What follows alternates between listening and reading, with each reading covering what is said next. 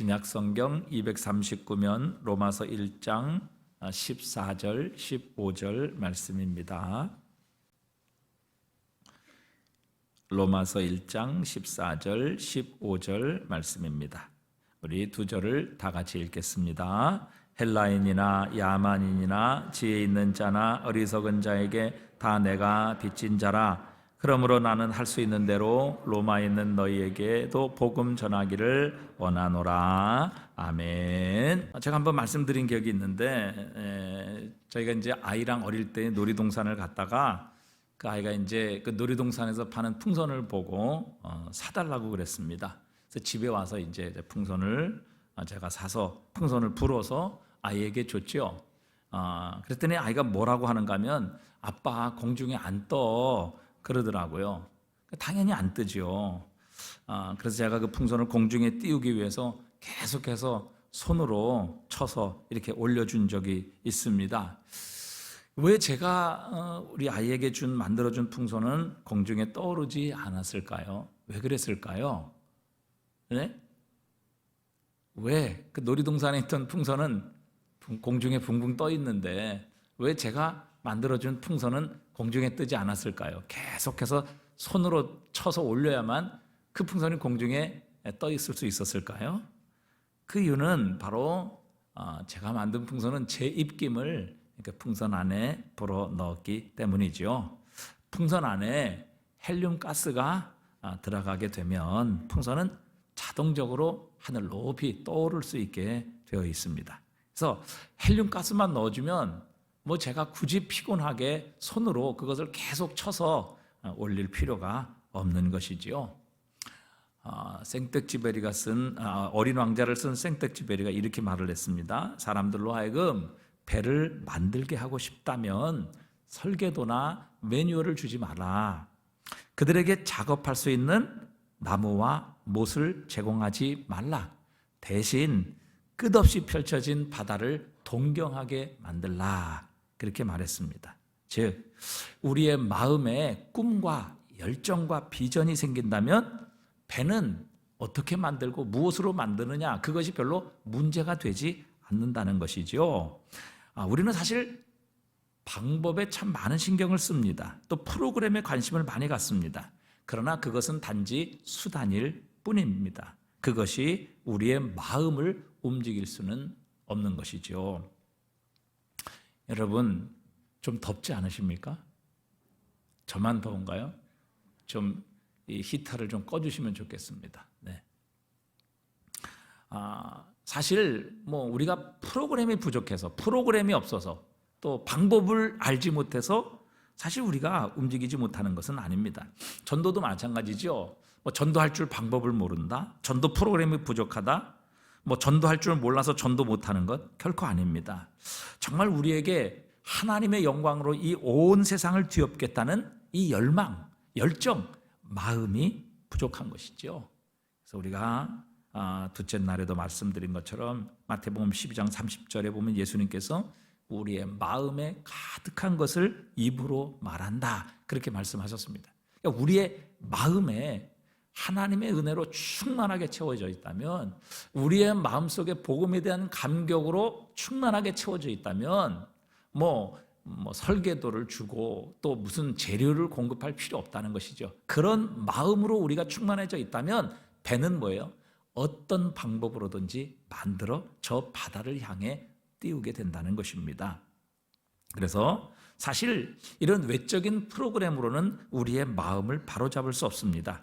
기껏해야 잠시 자극을 주고 또 움직이게 할 수는 있어도 우리 마음속에 있는 부담 그리고 수동적인 태도는 결코 이런 외적인 프로그램이나 방법 가지고 바꿀 수는 없습니다. 오히려 마음이 없는 사람들은 이것을 자꾸 얘기하고 강요하게 되면 저항을 하게 되고 때로는 분노를 일으키기도 합니다.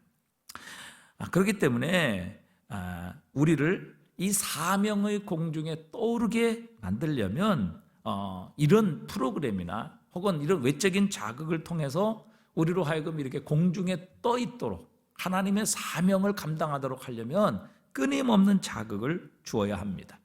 이제 교회에서도 또 프로그램도 또 외부 강사도 이런 것들을 통해서 뭐 자극을 주어야 한다 이렇게 생각하시는 목사님도 있고 뭐 그런 분도 계십니다. 그러나 그것이 참 위험한 것 중에 하나는 뭐 우리가 이제 교회 신앙생활을 하다 보면 자극도 필요하고 외부 강사도 반드시 필요합니다. 하지만 그것으로 성도들의 마음과 교회를 움직이려 한다면 그런 것들은 끊임없이 자극을 주어야 움직이게 됩니다. 그리고 갈수록 더 큰 자극을 주어야 우리는 그것에 감동을 받게 되어 있습니다. 여러분, 진통제를 맞으면 당신은 잠시 고통을 잊지만 그러나 시간이 지나서 약발이 떨어지게 되면 우리는 진통제를 맞아야 되고요. 그 진통제를 맞으면 맞을수록 더 센 진통제를 맞아야 그 고통을 잊는 것과 마찬가지죠. 그래서 여러분, 우리가 이런 외적인 자극이나 방법론을 가지고 자꾸 우리를 움직이려 하거나 또 우리로 하여금 사명의 공중에 떠 있도록 하려고 한다면 마치 풍선을 뜨지 않는 풍선을 계속해서 손으로 쳐 올려야 되는 것처럼 그런 현상이 우리의 삶에도 일어날 수밖에 없습니다. 사람들에게 그 마음의 긍휼과 자극을 불어넣기 위해서 사용하는 외적인 방법 중에 하나가 뭐냐면은 죄책감을 불러일으키는 겁니다. 예를 들어서 여러분, 이런 TV나 또 모금하는 단체 보면 정말 아프리카에서 굶어 죽어가는 그런 비참한 아이들을 보여줍니다. 그런 것을 보여주면서 이렇게 굶어 죽어가는 사람이 수십 수백만인데 더군다나 가장 약한 어린아이들이 못 먹어 굶주리는 그런 모습을 보여주면서 어떻게 당신은 이렇게 혼자 사치스러운 삶을 살아갈 수 있습니까? 커피 한 잔 값이면 이 죽어가는 아이를 살릴 수 있고 또 얼마나 많은 고아를 살릴 수 있는지 압니까? 오늘도 복음을 듣지 못해서 저 지옥으로 떨어지는 영혼들이 얼마나 많은지 아십니까? 우리가 주님 앞에 떳떳이 설 수 있겠습니까? 뭐 이렇게 우리의 죄책감을 자꾸 자극하는 것입니다. 물론 하나님의 말씀을 순종하고 선한 삶을 살아가는 것, 우리가 많은 하나님의 긍휼과 자비를 베풀어야 되고 주변 사람들에게 복음을 전해야 되는 것은 우리가 해야 될 일입니다. 그러나 이렇게 외부로부터 어떤 죄책감을 주어서 우리를 움직이고 동기를 유발하는 것은 결코 오래가지 못합니다. 반드시 땅에 떨어지고 다시 그것을 쳐 올려야만 하는 것이죠. 시간이 지나면 나는 그래도 남들보다 나아, 자꾸 이런 식으로 죄책감을 완화시키는 것이 우리의 심리입니다.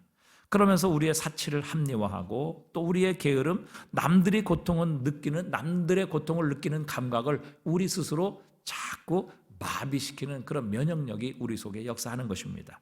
그렇기 때문에 죄책감으로 우리의 인생을 사명으로 자꾸 쳐올리려고 하면 또 반복되는 자극을 주어야만 하는 것입니다. 또 정반대로 탐욕을 통해서 우리를 부추기는 이런 여러 가지 방법들도 있습니다. 여러분, 하나님께 복을 받고 싶습니까? 복을 받고 싶으십니까? 하나님께 드리십시오. 여러분의 사업이 번성하시기를 원하십니까? 먼저 하나님께 씨앗을 심으십시오. 빚에서 벗어나고 싶으십니까? 그러면 마지막 한도까지 빚을 내어서 하나님께 드리십시오. 하나님께서 그 빚을 완전히 없애주실 것입니다. 이렇게 축복으로 탐욕을 무기로 사용해서 사람들을 자극하는 것이죠. 물론 하나님께서는 주님을 위해 충성하고 헌신하는 자들에게 축복을 약속하셨습니다. 베푸는 자에게도 갚아주시리라 분명히 말씀하셨습니다. 고린도전서 9장 6절에 보니까요, 함께 읽어볼까요? 이것이 곧 적게 심는 자는 적게 거두고 많이 심는 자는 많이 거둔다는 말이로라. 각각 그 마음에 정한 대로 할 것이요 인색함으로나 억지로 하지 말지니 하나님은 즐겨내는 자를 사랑하시느니라. 아멘. 여러분, 이렇게 사실은 축복을 하나의 미끼로 던지면서 우리의 삶의 헌신과 충성을 자극하는, 도전하는 이런 일들도 얼마든지 우리의 삶에 있습니다. 그러나 여러분, 이런 죄책감이나 축복을 미끼로 우리의 삶을 하나님의 사명, 하나님 기뻐하시는 데서 순종과 헌신으로 자꾸 또 바치려고 하면 여러분, 끊임없는 자극을 주어야 합니다. 그리고 그 자극은 점점 더 강도가 세져야만이 우리는 느낄 수 있게 되는 것입니다. 그렇기 때문에 여러분, 우리의 삶에 정말 중요한 것은 우리가 그리스도 예수를 진짜 만나는 것입니다. 십자가의 복음 안으로 깊이 들어가는 것입니다. 예수 그리스도의 십자가가 과연 나에게 어떤 것인가? 무엇 때문에 죄 없으신 하나님의 아들이 그렇게 비참하게 십자가에서 죽어야만 하셨는가 하는 이 복음의 핵심으로 들어가는 가야만 하는 것입니다. 마치 그 풍선 속에 헬륨 가스가 들어있으면 무엇인가 쳐올리지 않고 자극을 주지 않아도 그 헬륨 가스로 인해 저절로 하늘에 공중으로 올라가는 것과 같은 것이지요. 우리 주님께서 고린도 성도들에게 후한 헌신을 이끌어내실 때에 주님께서는 먼저 하나님의 복을 제시한 것도 아니고 그렇다고 그들에게 죄책감으로 압력을 넣은 것도 아닙니다. 고린도후서 8장 9절에 보니까요, 우리 주 예수 그리스도의 은혜를 너희가 알거니와 부요하신 이로써 너희를 위하여 가난하게 되심은 그의 가난함으로 말미암아 너희를 부요하게 하려 하심이라 말씀하십니다. 그러니까 도대체 이 고린도 교회 성도들을 향해서 예수님께서 어떤 은혜를 베푸셨는가? 하나님은 모든 것을 가지고 계신 하나님 아니십니까? 그런데 그 하나님이신 예수님께서 우리를 부요하시게 하시기 위해서 그분은 모든 것을 내려놓으시고 심지어 그분의 자리와 그분의 모든 소유, 그분의 모든 신분 다 내려놓으시고 이 땅의 가장 낮은 모습으로, 그것도 사람이 태어나지 않는 말구유에까지 내려오셔서 그렇게 가난하게 되신 이유가 무엇인가? 우리를 부요하게 하려 하시기 때문이라. 그 그리스도의 가난함 때문에 여러분들이 그렇게 풍성하고 부요한 영육간의 복을 받지 않았습니까? 그렇기 때문에 여러분도 지체들을 향해, 형제들을 향해 부요한 삶을 살아야 합니다. 이렇게 말씀하고 계시는 것이죠. 그들에게 베푼 하나님의 은혜, 도대체 주님께서 그들을 위해 어떤 일을 행하셨는지 그 주님의 말로 형용할 수 없는 크신 은혜를 깨닫게 하시고 알게 하셨을 때, 알게 하심으로 다른 사람을 향해 부요하고 풍성한 헌신의 삶으로 그들을 이끌고 계시는 겁니다. 진정으로 후한 헌신, 충성을 이끌어내는 것은 해야 할 일을 하지 않는 것에 대한 죄책감을 자극하고 또 그렇다고 해서 하나님의 복으로 갚아주실 것이라는 기대감을 가지고는요, 이렇게 후한 헌신, 진정한 충성의 자리로 나갈 수가 없습니다. 왜요?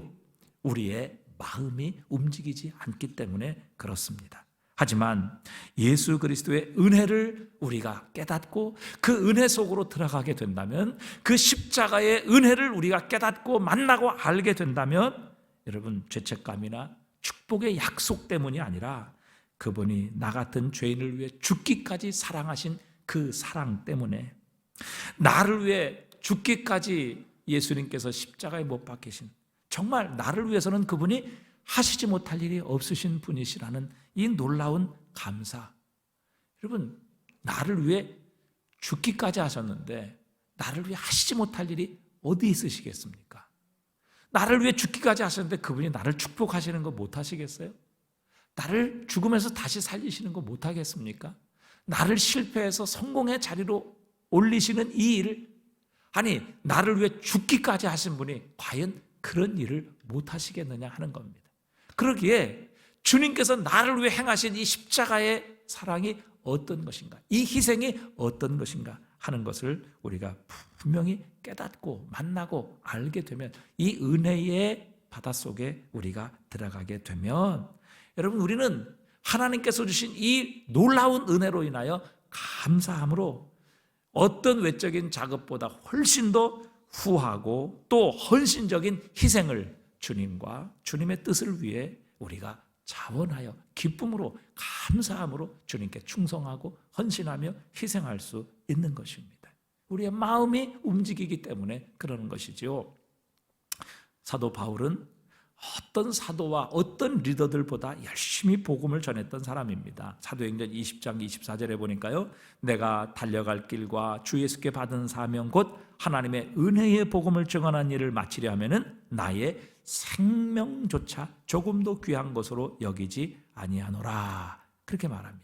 예수 그리스도의 복음을 전하는 일에 있어서 그는 자신의 생명조차도 아까워하지 아니하고, 정말 복음이 전해진다면, 이 복음을 들을 수만 있다면, 이 복음을 통해 구원받을 수 있다면 자신의 생명을 바치는 일은 결코 거기에 비할 것이 아니다, 전혀 아깝지 않다라는 이 복음에 대한 열정, 주님께서 주신 사명에 대한 기쁨, 이 사명에 대한 열정으로 충만하게 채워져 있던 사람이었습니다.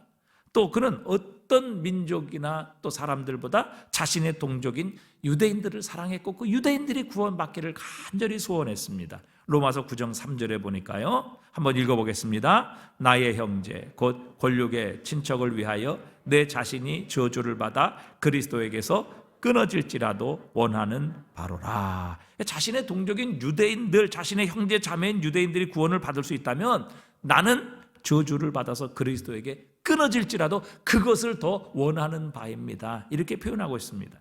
여러분, 그리스도에게서 저주를 받아 그리스도에게서 끊어지는 일이 얼마나 무서운 일입니까? 여러분, 세상에서 삶에서 이것보다 더 큰 저주가 있습니까? 이것보다 더 무서운 심판이 있습니까?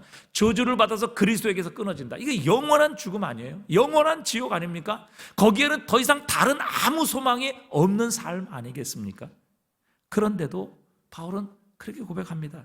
내 자신이 복음을 전하는 일, 특별히 유대인, 나의 동족인 유대인이 구원받는 일에 대한 얼마나 뜨거운 열정, 얼마나 간절한 소원과 또 말릴 수 없는 열정이 있었기에 나는 저주를 받아 그리스도에게서 끊어지는 그 일을 더 원합니다.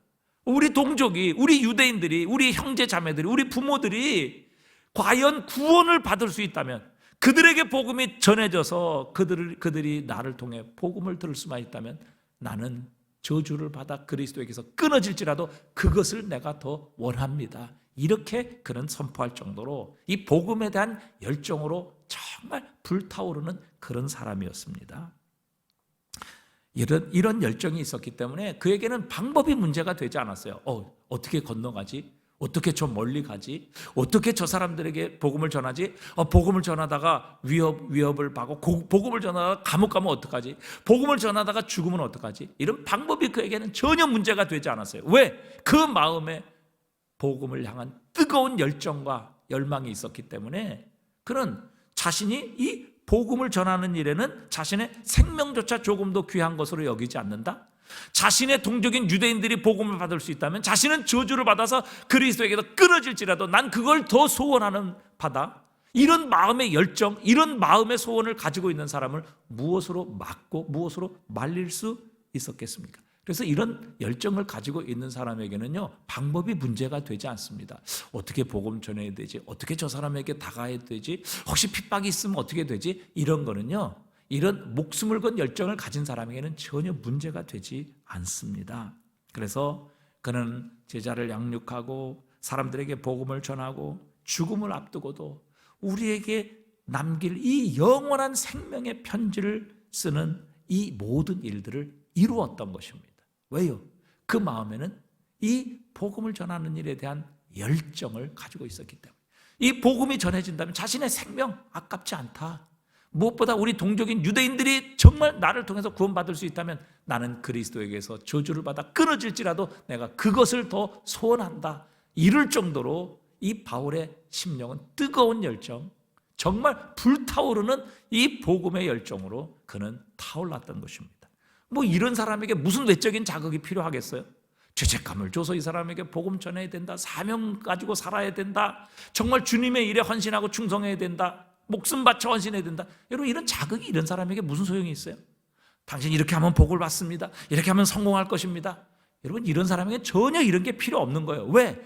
이미 그 안에 복음을 향한 열정으로 자신의 생명조차 조금도 아까워하지 않는, 생명을 바쳐서라도 복음이 전해질 수 있다면 난 그것을 더 원하는 바로라 라고 고백할 정도의 이 뜨거운 열정, 그 마음에 불타오르는 사명감이 있는 사람에게 무슨 다른 외적인 자극과 도전이 필요하겠습니까? 그래서 우리는 바울의 어떤 기술이나 혹은 전도의 방법을 우리가 배우고 차용하기 전에 그의 마음, 그의 열정, 그의 정신을 우리는 먼저 배워야 합니다. 자, 그렇다면 도대체 바울의 이 열정의 근원은 어디 있었을까 하는 것이죠. 도대체 무엇 때문에 바울은 자신의 생명, 하나밖에 없는 생명조차 복음을 전하는 일에는 조금도 귀한 것으로 여기지 않는다. 복음을 훨씬 더 귀하게 여겼고 또 자신의 동족 유대인들이 구원받을 수 있다면 난 저주를 받아 하나님께서 끊어질지라도 그것을 더 원하는 바로라는 이 무서운 결심을 가지고 복음을 향한 이 열정에 불이 타올랐을까 하는 것입니다. 그 열정의 근원이 어디 있습니까? 자, 고린도후서 5장 14절에 보니까요, 우리 한번 다 같이 읽어보겠습니다. 그리스도의 사랑이 모든 사람을 대신하여 죽었은즉 모든 사람이 죽은 것이라. 그가 모든 사람을 대신하여 죽으심은 살아있는 자들로 하여금 다시는 그들 자신을 위하여 살지 않고 오직 그들을 대신하여 죽었다가 다시 살아나신 이를 위하여 살게 하려 함이라. 아멘. 그리스도의 사랑이 우리를 강권하시는도다. 우리가 생각하는데 한 사람이 모든 사람을 대신하여 죽었은즉 모든 사람이 죽은 것이다. 그러니까 이 바울의 열정은 십자가에 대한 깊은 체험 때문입니다. 자신이 개인적으로 만난 예수 그리스도의 이 복음의 감격 때문에 그에게 생겨난 하나님의 열정이라는 사실입니다.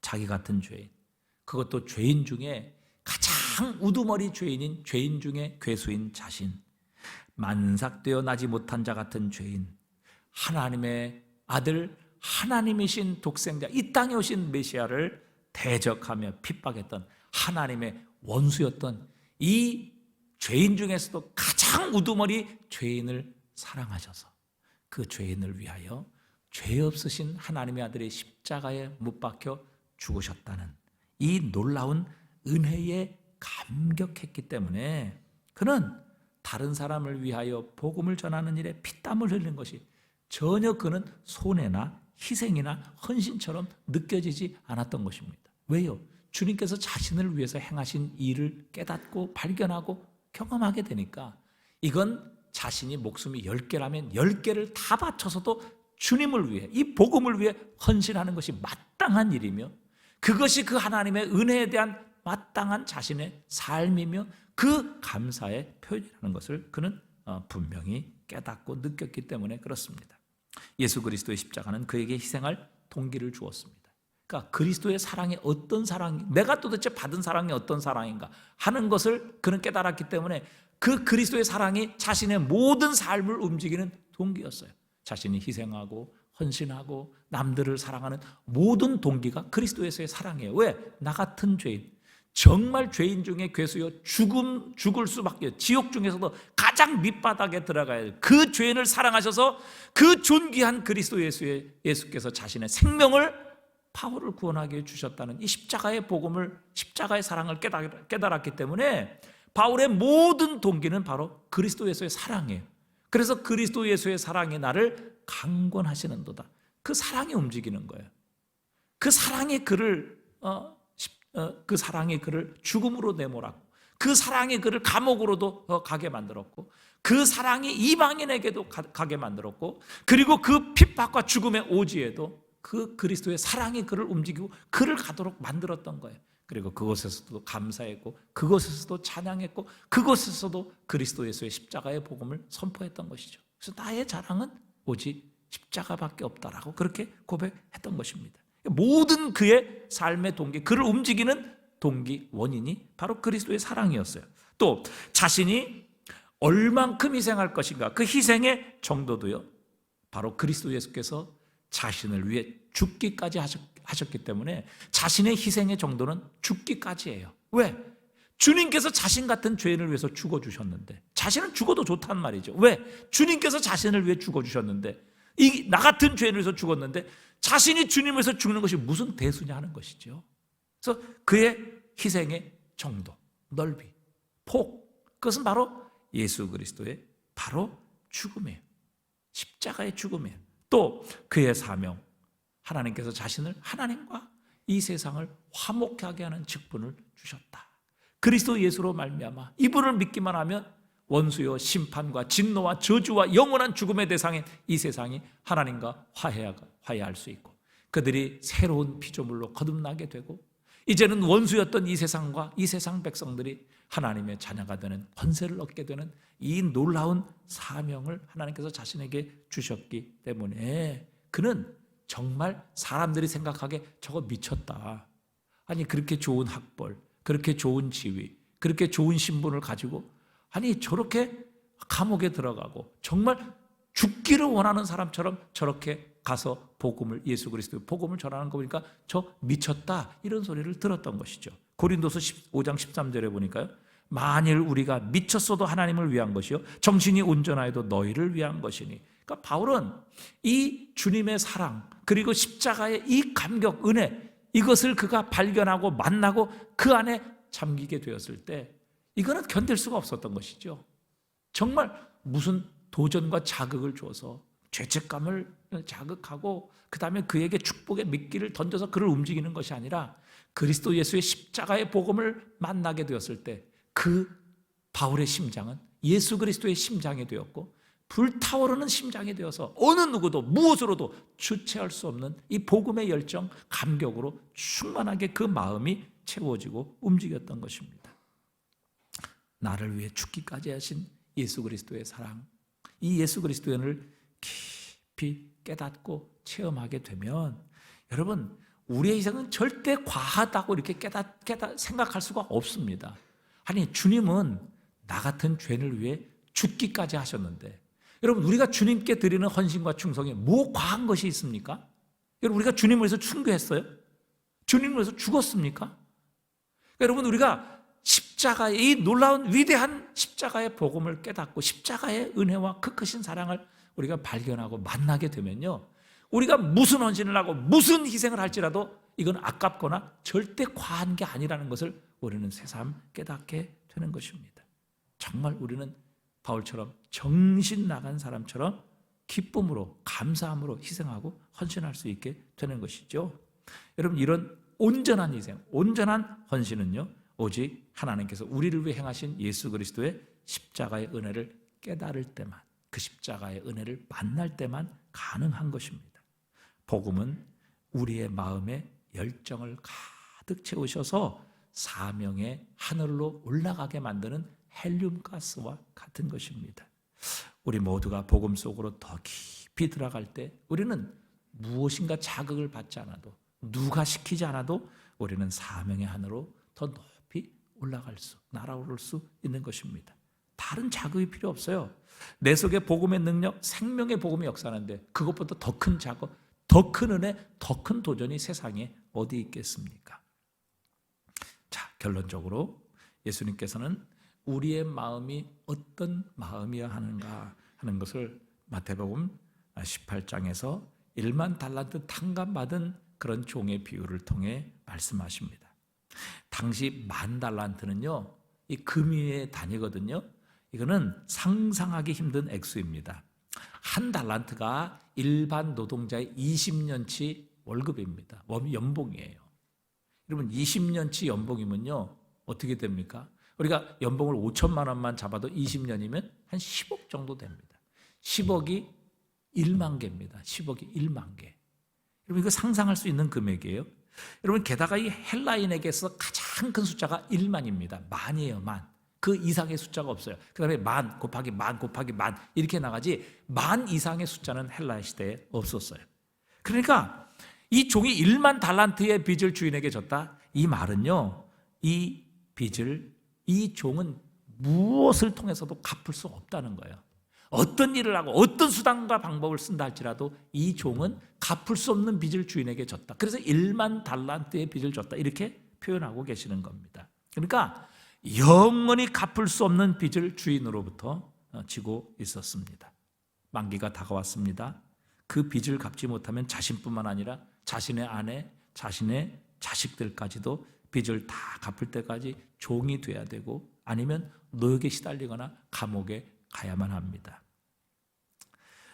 종이 주인에게 자비를 구하지요. 주인이여, 조금만 기다려 주십시오. 최선을 다해 갚겠습니다. 제발 우리를 감옥으로 보내지 말아 주십시오. 여러분, 빚쟁이들이 기다려 줍니까? 절대 기다리지 않습니다. 여러분, 저희도 저희 꽤 오래됐습니다만 저희 아버님이 이제 빚을 져갖고 부도가 나니까요. 이 법원에서 와서요, 집에 빨간 딱지 다 붙이고 이건 너희 소유가 아니다. 딱 이렇게 하고요. 또 은행에서 와서요, 며칠 내로 집을 경매로 붙여갖고 다 팔아버리더라고요. 그리고 저희들이요, 하루아침에 집에서요, 그때 집이 꽤 넓은 집이었는데 하루아침에 어떤 사람들이 와가지고 학교 갔다 오니까 짐이 다 밖에 나와 있는 거예요. 그리고 문 딱 잠그고. 그러니까 뭐 하루아침에 어디로 가야 될지, 집을 가야 될지 알 수가 없는 바로 그런 진짜 완전히 땅바닥으로 내몰리는 그런 것을 제가 경험을 했습니다. 그래서 마침 이제 어떤 학교의 교목 목사님이 저희들을 보시고 불쌍히 여겨가지고 그 집에서 몇 달, 한 석 달을 있을 수 있도록 그렇게 배려를 해줬어요. 그 물건이고 짐은 뭐 그냥 다 길바닥에다가 다 놔두고 정말 필요한 것. 그 당시에 이제 뭐 석유 골로, 이거 뭐 밥을 해 먹어야 되잖아요. 석유 골로하고 잠잘 수 있는 이불, 요거 몇 개 가지고 그 목사님 집에 가서 한 석 달, 넉 달을 그렇게 정말 난민처럼 살았던 기억이 있습니다. 여러분, 빚쟁이요? 안 기다려줍니다. 여러분, 절대 용서하지 않아요. 은행에 빚 지면 여러분 용서해 줍니까? 연기해 줍니까? 기다려 줍니까? 아니죠. 딱 시간 돼서 못 갚으면요, 바로 경매에 붙입니다. 여러분, 이게 세상이에요. 자, 그런데 이렇게 이제 종이 주인에게 1만 달란트 갚을 수 없는 빚을 졌고 자신은 갚지 못하고, 그래서 주인에게 찾아와서 조금 기다려 주세요. 제발 좀 용서해 주십시오. 최선을 다해 갚을 때니까 우리와 우리 가족을 감옥으로 보내주지 말아 주십시오. 자, 이제 일반적인 경우면 기다려주지 않죠. 뭐 당장 감옥에 집어넣든지 대가를 뭐 지불하라 그러든지 아니면 뭐 다 경매에 붙이거나 감옥에 넣습니다. 절대 빚쟁이들은 시간을 더 주지 않아요. 그런데 이 예수님의 비유에는요, 뜻밖의 반전이 일어나게 됩니다. 주인이 그 종을 불쌍히 여겨서 연기해 주는 것이 아니라 아예 이렇게 선언을 합니다. 야, 이제 넌 자유다. 더 이상 빚 갚을 필요 없어. 이제 너는 자유야. 너는 빚이 없어. 이렇게 그 주인이 선언을 해주는 겁니다. 그것도 뭐 200만 원이 아니라 수십조 원의 전혀 평생 영원히 갚을 수 없는 그 빚을 이 주인이 연기를 해주는 게 아니라 탕감을 해줘요. 너 이제 안 갚아도 돼. 집에 돌아가. 너 자유야. 여러분, 이건 있을 수 없는 얘기입니다. 이건 세상에서 있을 수 없는 얘기예요. 여러분, 이런 예상은 결코 세상에서는 예상할 수 없는 그런 놀라운 반전이죠. 그러니까 세상에는요, 이런 일이 일어날 수가 없는 거예요. 그걸 주님은 우리에게 말씀하고 계시는 겁니다. 자, 근데 그는 그렇게 탕감받아서 이제 모든 영원히 갚을 수 없는 빚을 탕감받은 이 종이 나오면서 정말 꿈인지 생시인지 감을 잡을 수 없는 그런 기쁨과 감격에 겨워서 그 주인의 집을 나왔겠죠. 근데 바로 그때 자신의 눈에 들어오는 사람이 있었어요. 누구였어요? 네? 얼마 빚진 자? 그렇지, 100데나리온 빚진 자신의 친구가 바로 그때 자신의 눈앞에 뛰는 거예요. 100데나리온이라고 하면 한 석 달치 임금입니다. 여러분, 1만 달란트에 비하면 이 한 달란트가 20년치 연봉인데, 여러분 100데나리오면 석 달치 월급이에요. 석 달치 1년치 월급도 아니고. 그런 100데나리온 빚진 자를 향해 이렇게 말합니다. 먼저 이 친구를 향해 소리를 지르죠. 야 100데나리온 그거 언제 갚을 거야? 야, 너 그거 언제까지 갚을 거야? 너 그거 잊어버렸어? 막 소리를 지르며 달려들지요. 그 친구가 겸연쩍어서 머리를 긁적이며 말합니다. 미안하네 친구, 요즘 코로나로 인해서 너무 장사가 안 돼서 그래. 좀 한 주만 기다려주면 어떻게든지 갚도록 해볼게. 그렇게 정말 무릎을 꿇고 사정을 합니다. 그때 이 1만 달란트 탕감받은 적이 뭐라고 그래요? 안 돼! 호통을 치면서 이 친구의 멱살을 잡고 결국은 당장 지금 갚지 않으면 널 감옥에 쳐넣을 거야, 이렇게 분노하며 이 친구의 멱살을 잡고 결국은 이제 관리에게로 가는 이런 이야기로 끝나게 됩니다. 그러니까 이 이야기를 통해서 주님께서는 과연 하나님께서 우리에게 베푸시는 은혜가 어떤 것인지를 우리가 기억하게 하십니다. 여러분, 이 1만 달란트 탕감받은 자는요, 있을 수 없는 일이 그에게 벌어지는 겁니다. 그러니까 세상에서는 이런 일이 있을 수 없어요. 이것은 어느 누구도 상상할 수 없는 반전입니다. 아니 어떻게 여러분 이런 일이 있을 수 있어요? 뭐 아니 100데나리온 빚졌다. 그래서 그것을 탕감해줬다. 뭐 이런 건 있을 수 있잖아요. 그런데 20년치 연봉이 한 데나리온, 한 달란트인데 10,000달란트를 빚진 종에게 야 그러면 연기해 줄게.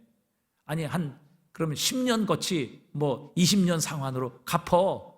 이렇게 지금 말씀하신 게 아니라 뭐요? 너 이제 프리야. 자유야. 너 이제 모든 부채 없어졌어. 넌 자유야. 내 이제 모든 마이너스 통장은 끝이야. 너는 제로야. 이제는 없어졌어. 이렇게 말하면 이게 돌려보냈다? 여러분 이거는요 세상에서는 있을 수 없는 거예요. 이런 반전은 결코 세상에 상상하거나 기대할 수 없는 일입니다. 여러분 주님이 우리에게 그걸 말씀하고 계시는 거예요.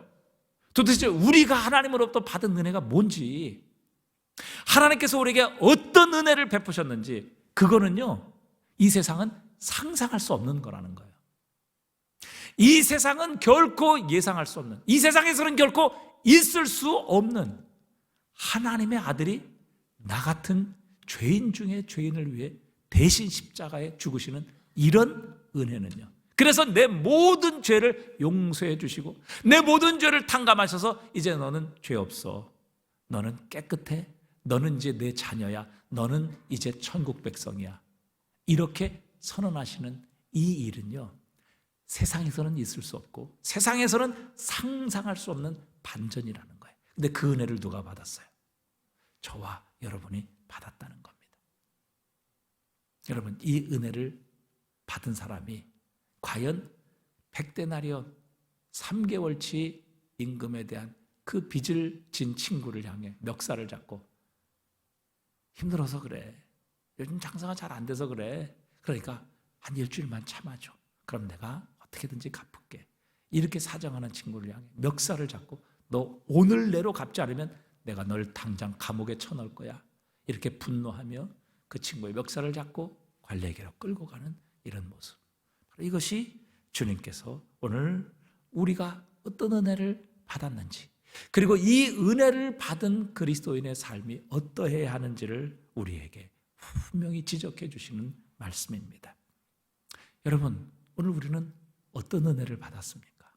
여러분 내가 10,000달란트 탕감 받았다는 이것을 깨닫고 계십니까?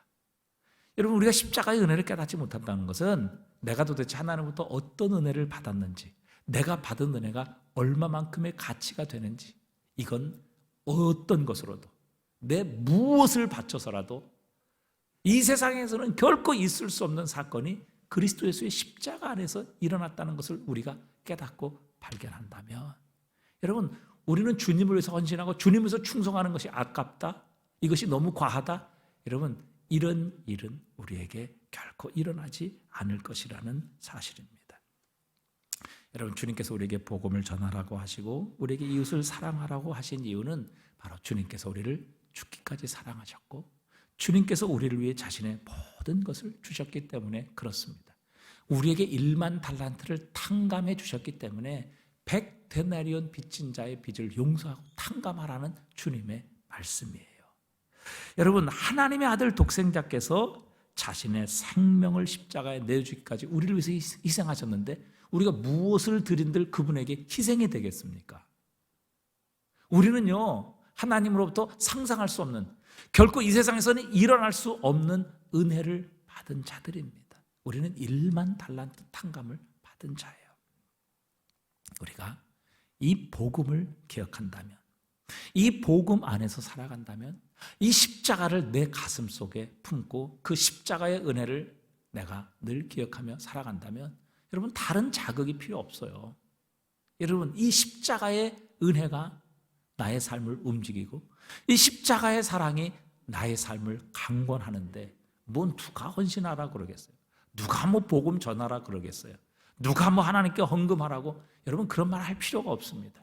내 안에서 이미 10,000달란트 탕감받은 이 감격과 은혜, 나는 결코 세상에서 받을 수 없는 은혜, 세상에서 상상할 수 없는 이 은혜를 받은 자라는 것을 우리가 깨닫는데 여러분 누가 무슨 자극이 필요하겠어요? 그래서 오늘 우리에게 필요한 것은 이런 죄책감을 통해서 우리를 자극하는 것이나 아니면 어떤 상급을 통해서 우리를 유혹하는 게 아니에요. 예수 그리스도의 십자가의 복음 안으로 들어가는 것입니다. 그 십자가를 만나는 것입니다. 그 십자가의 사랑이 어떤 것인가를 깨닫는 것입니다.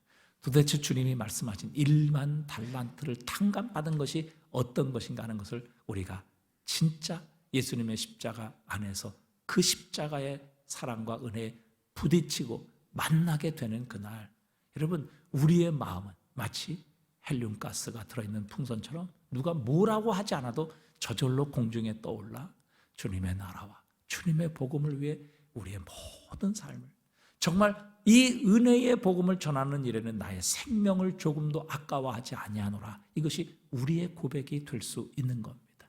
이건 아무리 강요하고 아무리 도전하고 자극을 주어서 이런 일이 생길 수 없습니다.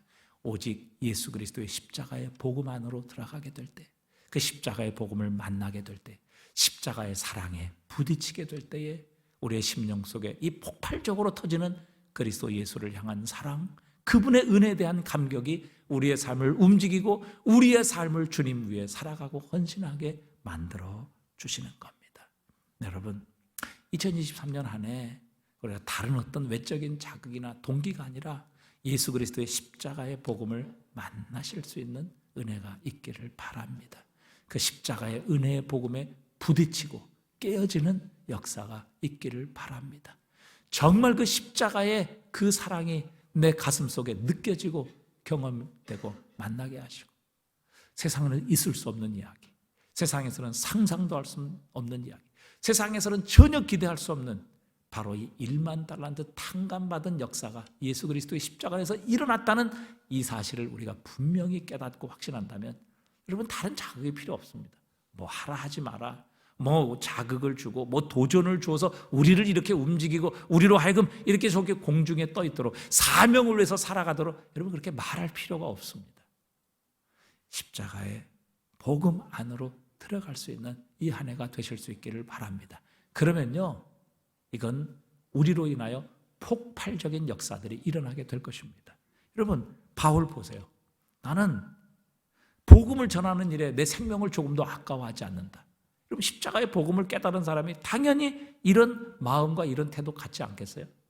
내 동족이 구원받을 수 있다면 나는 저주를 받아 그리스도에게 끊어질지라도, 여러분, 이게 얼마나 무서운 말이에요. 내가 저주를 받아 그리스도에서 끊어진다? 이건 영원한 지옥이에요. 영원한 죽음이라고요. 이건 거기에는 더 이상의 다른 소망이 없는 거예요. 가장 큰 저주지요.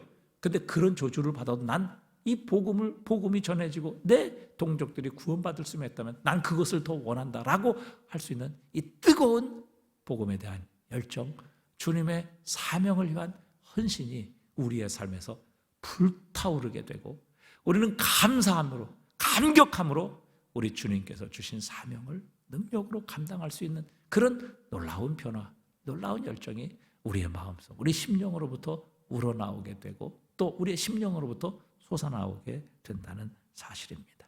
그래서 여러분, 정말 하나님께서 저와 여러분에게 2023년 이 복음을 좀 만나게 해주시기를 원합니다. 이 십자가의 사랑과 은혜와 능력이 어떤 것인가, 도대체 십자가를 통해서 나에게 주님이 행하신 일이 어떤 것인가 하는 것을 정말 우리가 깨닫고 만나게 되면요, 우리 인생은 뒤집힐 수밖에 없습니다. 우리 인생은 이렇게 살아갈 수가 없는 거죠.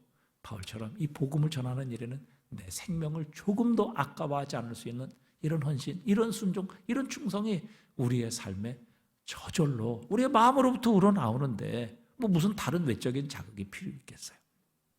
그래서 정말 주님, 이 십자가의 복음을 만나는 저희들이 되기를 원합니다. 십자가의 복음 안으로 들어가게 하여 주시옵소서. 이 십자가의 능력과 사랑이 어떤 것인가, 하나님, 십자가와 부딪히는, 그래서 우리 안에 정말 스파크가 일어나서 정말 불길이 타오르는 역사가 하나님 이 밤에 이 한 해 일어나게 해 주십시오. 그렇게 될 때 하나님, 나의 삶은 정말 나의 삶의 모든 동기가 그리스도 예수의 사랑, 그 사랑이 나를 강권하시는도다. 사랑 때문에 헌신하고 사랑 때문에 봉사하고 사랑 때문에 충성하고 십자가의 사랑 때문에 내가 다른 사람을 섬기고 십자가의 사랑 때문에 견디지 못하여 나 같은 죄인에게 복음을 전하시고 구원하시기 위해서 나 십자가를 신 그 사랑 내가 어찌 간직할 수 있겠어요? 사람이 마음에 가득한 것을 입으로 말하는데 여러분 이 사랑이 내 속에 넘치는데 어떻게 복음을 전하지 아니하고 우리가 견딜 수 있겠습니까? 이런 십자가와 만나고 십자가와 부딪히고 십자가가 내 속에서 역사하시는 이 한 해가 되실 수 있기를 주님의 이름으로 축복합니다.